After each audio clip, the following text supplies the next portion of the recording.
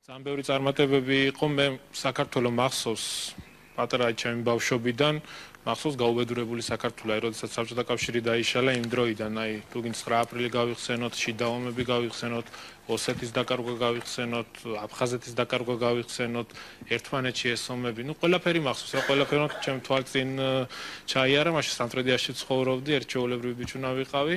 ამ ყველაფერმა ჩემი ბავშვობის თვალწინ გაიარა, რა თქმა უნდა, საზარელი პერიოდი, უშუქობა, საჭმელი არა, გაზი არა, ხალხის გასაჭირი.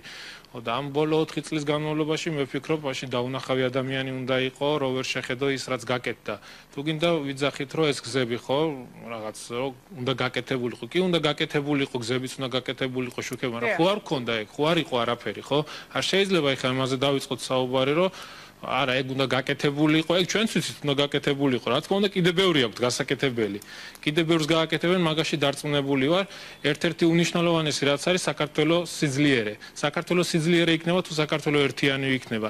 არა ისე, რომ მაგალითად ეხლა მე დარწმუნებული ვარ, რომ ბევრს არ სიამოვნებს ეხლა იგივე ოპოზიციის მხარდაჭერს, რომ ეს ხალხი აქ არის, ბატონ მიხეილ სააკაშვილის უჭერს ხარ. შეიძლება ვეზიზღებით კიდეს, რაც მე ვფიქრობ ეს ძალიან ცუდი თვისებაა რა. არ მგონია რომ ეზიზღებოდეთ, შენ ყველას უყარხარ. არა, მე ისე ვიძახე რა, რა თქმა უნდა, ბევრს უყარო, მაგრამ არის ისეთი მხარდაჭერის მიუხედავად. არის, ეგ ის გაჩნდა ეხლა საქართველოში რა, ერთმანეთის მიმართ რა. მე უცხოეთში ვარ ბოლო წლების განმავლობაში და იქედან ვადევნებ რა, ბოლო თვეების განხორციელებულ მდგომარეობას რა.